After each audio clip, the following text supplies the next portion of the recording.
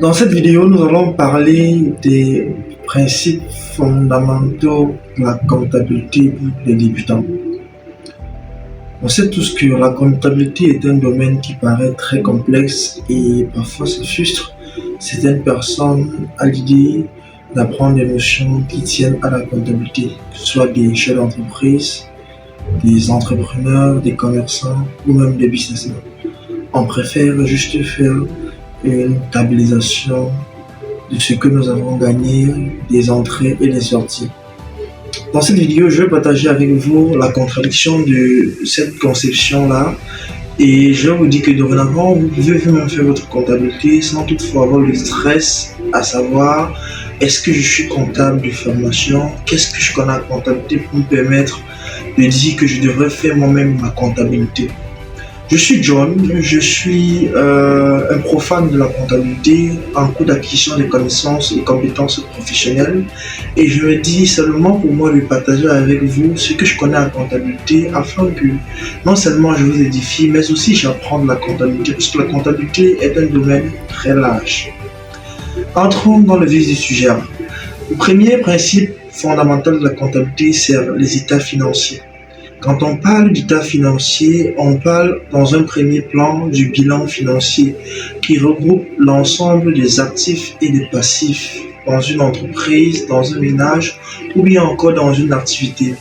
Les actifs sont des éléments qui permettent de rentabiliser l'entreprise. Ce sont des éléments qu'on utilise pour faire entrer de l'argent dans une entreprise et les passifs sont des éléments qui font sortir l'argent de l'entreprise.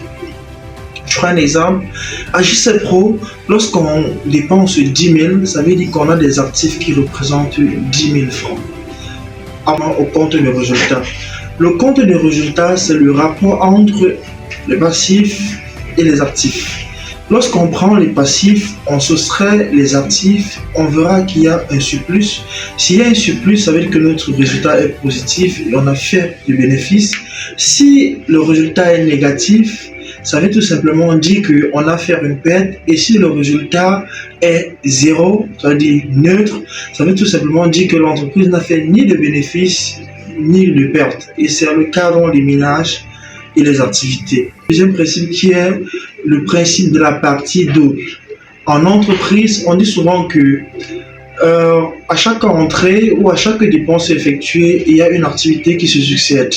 Et c'est très vrai parce que lorsqu'on effectue une dépense en comptabilité, ça veut certainement dire qu'on attribue cette dépense-là une valeur ou à une correspondance très précise.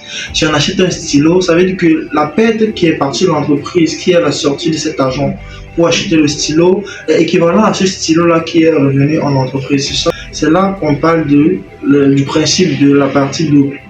En troisième principe, nous avons les plans comptables.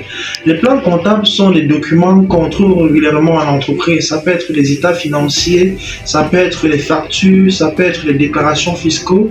C'est l'ensemble des documents qu'on retrouve dans une entreprise ou que devrait garnir un chef d'entreprise dans sa liste de documents pour avoir un œil et un suivi sur ses actions passives en entreprise.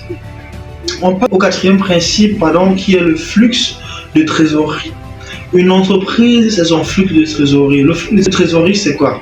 Le flux de trésorerie, c'est l'ensemble des entrées et des sorties financières dans une entreprise. Je prends un exemple. Une entreprise va commander une marchandise en Chine. Et le fournisseur chinois va vendre marchandise au client, l'entreprise au Cameroun. Il y a eu un flux parce qu'il y a eu entrée du stock et sortie d'argent. C'est ça dont on parle de flux de trésorerie en entreprise.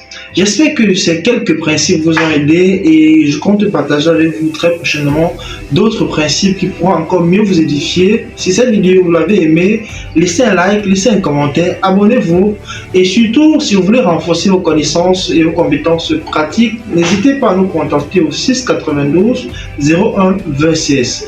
Nous sommes le centre de formation professionnelle JC Pro, nous sommes situés devant la PK8 à côté du campus B du ESG et nous formons dans des formations professionnelles. Notre prochaine rentrée, c'est le lundi 28 octobre 2024. Nous vous invitons massivement à venir découvrir l'expérience de nos professionnels acquérir. Merci.